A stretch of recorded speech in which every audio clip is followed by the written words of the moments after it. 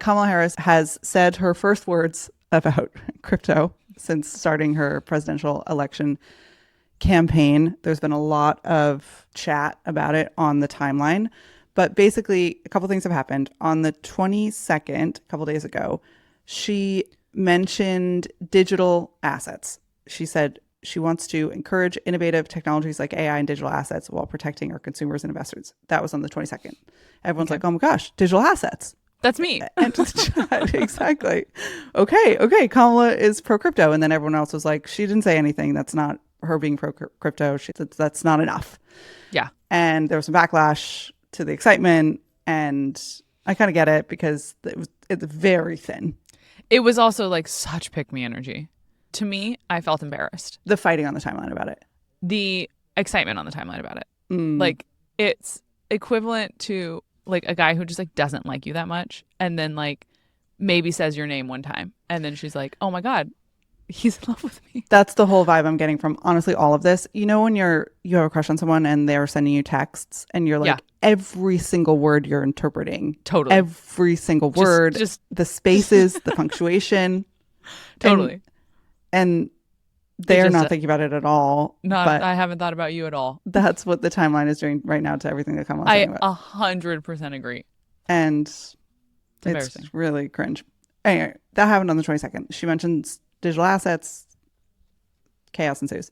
Then yesterday, the 25th, she said that she wants the U.S. to, quote, remain dominant in blockchain, artificial intelligence, and other nascent technology industries.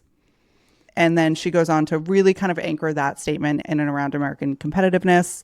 I'd say generally she is having trouble connecting with voters on her economic policy views. And so I think that the last couple of days we've seen more from her on that because that has been like a market issue for her in her campaign.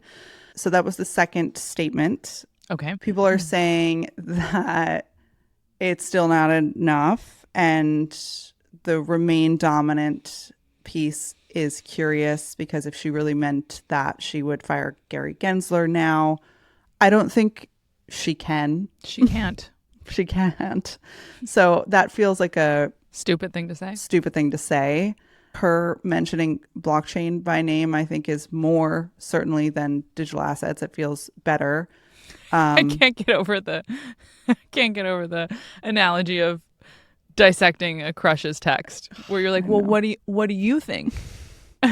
And being a good friend and being like, well, it could mean there's like an Office clip where he's listening to a voicemail that he like starts sleeping with his boss and like she's leaving a voicemail and she was like, I missed you. And he's pausing it and having Pam, his secretary or not secretary, like the whatever, her role, you know her, and having her dissect it. And he's like, She missed me. She missed me. And she was like, no, like she missed you. And it's like, it's that. It's exactly so that. Embarrassing. It's exactly that. It's so embarrassing.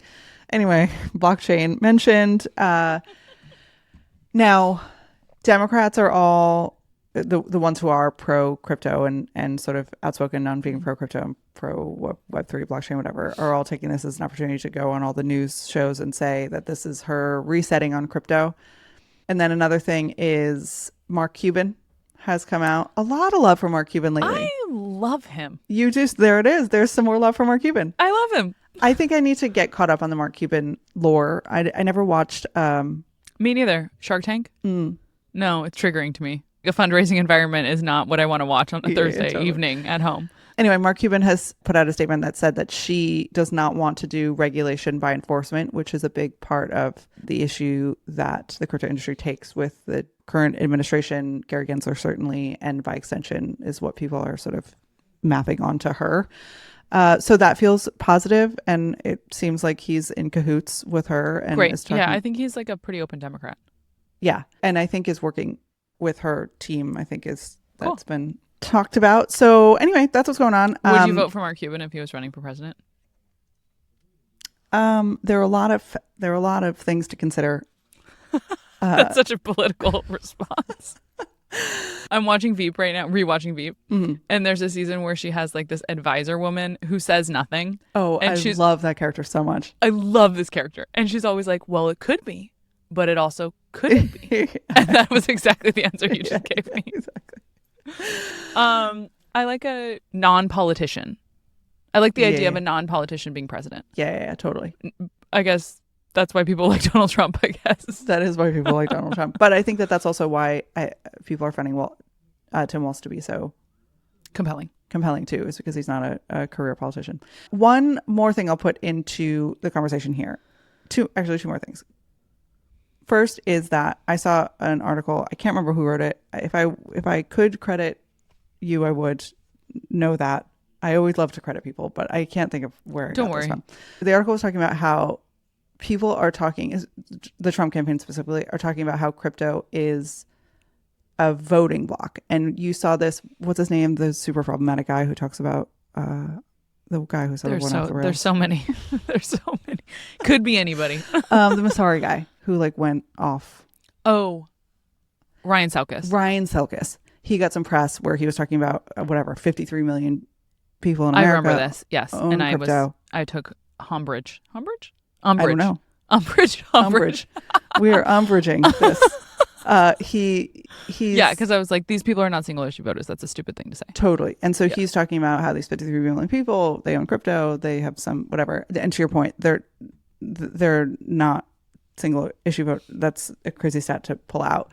But the Trump campaign in particular is definitely courting to the crypto voter. He went to the Bitcoin bar the other night, had that press moment.